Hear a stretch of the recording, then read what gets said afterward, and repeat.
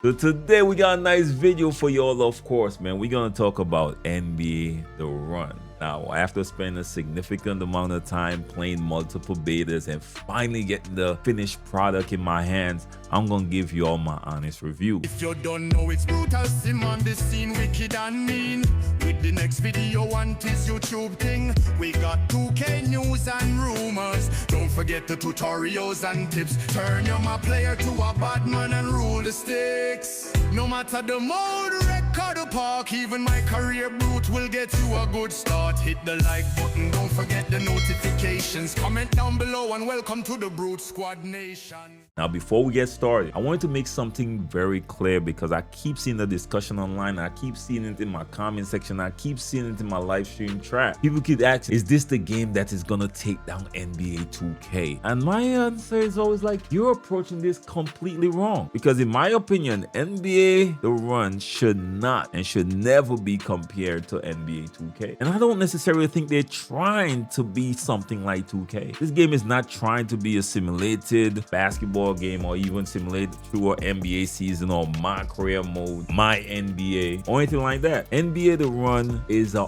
arcade style basketball game and it's definitely trying to be its own thing. And honestly, that is what is so refreshing about this game. For years, the basketball community or the gaming basketball community, we've been asking for something different, something that wasn't trying to be a simulation type basketball game, something fast-paced, fun, pretty much easy to jump into. And I think that's the lane that NBA The Run is trying to fill. And after spending a lot of time on this game, I think they're doing a pretty good job. Now, for those who don't know, right, NBA The Run is developed by Play Studios, a small independent team. We're not talking about a company with 500, 800, or even 1,000 developers. It's an extremely small team who's just passionate about basketball gaming. Last number I heard was about 18 developers. That's crazy to me to even imagine that they was able to pull this off. One thing I absolutely love throughout this entire process is how active the development team have been. I don't think people understand how rare that is nowadays. These developers have been in the Discord, they read all the comments in the YouTube videos, they've been listening to feedback, they've been listening to criticism, and more importantly, they've been making active changes based on the feedback. And what's even better is they are not acting like they're offended if you critique their game. That's so rare and refreshing, y'all. Y'all have no idea. A lot of companies say they listen, but these guys actually show it. During the beta testing,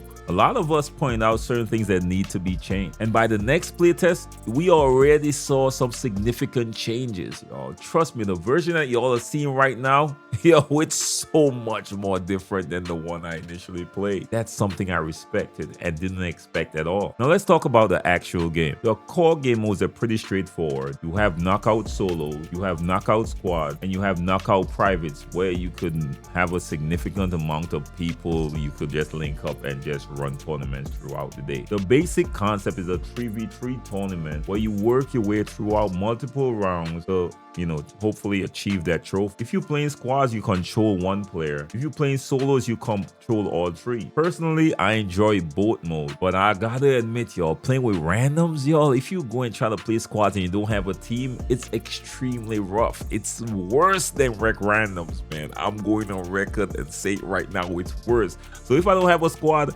I pelt my tail straight to solo. At the end of the day, you could play with solos. It's still a lot of fun. In fact, I just got off of playing with solos because most of my friends are sleeping. But playing with friends is where this game really shines. And what makes these tournaments so interesting is every round got different rules and some other metric you could win by. One game mode might be ones and twos. The next game mode gonna reward dunking heavily, and the next one, 3 is gonna go for extra point. I love this approach because it gives it a different feel every single game. You can't just go out there with one strategy and use it forever. For example, if you go with Steph Curry and think you're tree hunting, that might not necessarily work to your benefit throughout the tournament, which adds an extra layer of strategy when you're building your team. You can't necessarily go with a one-dimension team. You have to create your team with strategy in mind and have to prepare for anything that comes your way. And that's something I think that gives NBA The Run its unique identity. Now let's talk a little bit about the roster. I think the game launched with around 30 or so NBA players. I might be off a few here and there. Each players have their own strengths, weaknesses, and special abilities. One thing I really like is the in the zone system. It's really a mixture of NBA The Street Game Breakers and NBA 2K's takeover. As you play well, your meter builds up. Once activated, you get a significant boost. Steph Curry becomes even more dangerous from deep. I even saw a few full court shots. Victor becomes a defensive monster. That's by far one of my best ones so far. Once Wemby gets in the zone for me, y'all, it's damn near game over. I'm going in the center of the court and I'm goaltending everything. I ain't got no pride, I ain't gonna lie to y'all. But the good thing is every player actually feels different in the game. And that's important because it actually gives you a reason to experiment with the lineup. We already saw Kyrie being added right before launch, and that gives me confidence that the roster is gonna continue to grow over time. But weird enough, gameplay is where I feel like NBA The Run really succeed. The controls are easy enough for casuals to understand, but once you learn the advanced dribbles, the tricks, the combinations, the counters, the timing mechanic, there's definitely a nice skill gap. The shooting is timing based, you gotta know the release for the players. The defense requires timing and position. The blocking requires timing and of course the attribute requirement. The steals requires timing and positioning, and that's exactly how it should be. I know people are gonna call certain things overpowered, but honestly, I think this game does a very good job as making everything super powerful while offering counter. If Steph is cooking you from deep, bro, you just gotta line that up. But if Wemby is blocking everything at the same time, just hit him a little pump fake and get him up in the air and you could get that shot off with ease. Also, if somebody consistently dunking, you just gotta position yourself and get that contest. You could throw off anybody from a dunk, even Zion Williamson. There are answers to almost any situation, and that's something I hope the developers don't overreact to because people are going to complain. Every game have players asking for nerfs because they don't truly understand or putting the time to learn the counter. Sometimes the best answer is learn the game. Now let's talk about the progression system in play, because this is another area where NBA The Run actually separates itself from a lot of modern sports games. The first thing that jump out of me and should jump out of you as well, there are no microtransactions, no pay to win mechanic, no buying your way to the top. It's a very simple structure, to be quite honest with y'all. You win cred by playing whatever game mode. You win cred by just putting in time and playing the game, win, lose, or draw. Make sure and complete your matches, perform well or bad, you're still gonna get something, and then you spend the cred on stuff like jerseys, banners, taunt, dunks, different player variant, and other cosmetic items. I actually love that system. Maybe I'm an old head, I'm a little old school, but I just miss playing games and just unlocking stuff through playing. Everything don't need to be attached to a credit card. Everything don't need to be hidden behind a battle pass. The grind might be long in some areas, but I'd rather grind than feel pressured into spending my money, bro, to be quite honest with y'all. Now let's talk about some negatives because no game is perfect. First, there were the server issues during launch, and honestly that wasn't necessarily surprising. Almost every big title or good title launch day, it always have launch day problems, man. We know we experience that in 2K damn near every single year. The good news is that the developers actually responded really quickly, and they actually made the effort to communicate with the player. They identified the issues and they worked to stabilize it pretty fast. Again, just another example of why I appreciate this development team. When things went wrong, they didn't just disappear, they actually addressed it head on. Now another issue is the lack of an offline mode. Trust me, y'all, I understand when I hear y'all talk about it because I'm a macro player. Y'all know that I like to play offline and just chill as well, just like the next man. Currently, you literally need an internet connection to have access to the game. So one thing I will keep, putting out there is that I would love an offline mode sometime in the near future. Y'all know me, I've been on my handheld gaming lately, so just being able to access and just play away from my home and often will be great. I ain't gonna lie to y'all, I'm thinking really selfish right now. My other concern is long-term content. The game itself is a lot of fun for me personally. It might not be for you, but of course this is my reviews, right? So the game itself, I'm having a lot of fun, but eventually players are gonna want more, especially going through that tournament loop over and over again. They're gonna have to bring more characters, more cores, more mode, more unlockables. I gotta be honest with y'all, the foundation is actually pretty strong, but the thing is now they gotta build on top of that foundation. And based on what I've been seeing from the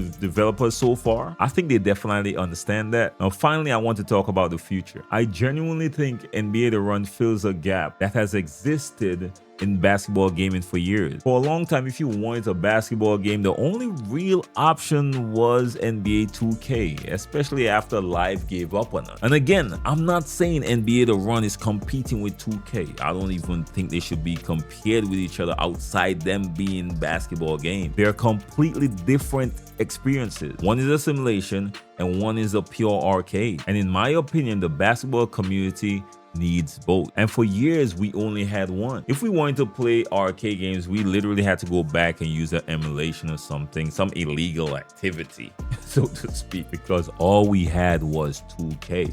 And now we actually got something different, something fun, something competitive, because it can get really sweaty out there where you gotta put aside all the extra dribble move and just focus on getting that bucket. Something that actually reminds people why arcade games became popular in the first place. So what is my final verdict? NBA The Run is not perfect. There are features that I like to see added. There are content updates I would love to see in the future. But despite all that, to me personally, it's so much fun. And honestly, that's the most important thing. For $30, man, I ain't gonna lie to y'all. I don't like to compete. I don't want to compare it to 2K, but that's not even gonna create you one build. So it's an easy recommend in my opinion, because let me put this out there for y'all.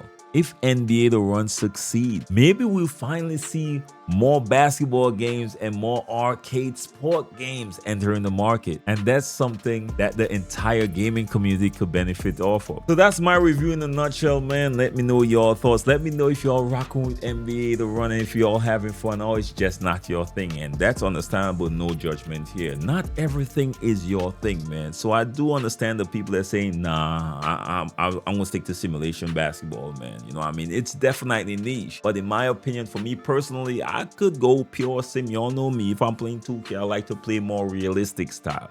Like to create for my players and play the right way. Whereas, you know, that's not the common thing. I like to play simulation basketball when I'm playing 2K with some cheese as well. But in a game like NBA The Run, I could just let go of my hair and just wild out. I know a lot of y'all can't say let go y'all here, especially wavy, but no judgment here. I'm playing with y'all, I'm playing. But yeah, man, let me know your thoughts in the comment section, man. How y'all gonna rate NBA The Run? Are y'all having fun out there? Of course. Till next time, God bless and be safe out there. Don't forget to like, share, and subscribe. Notification bell is free and key. Peace.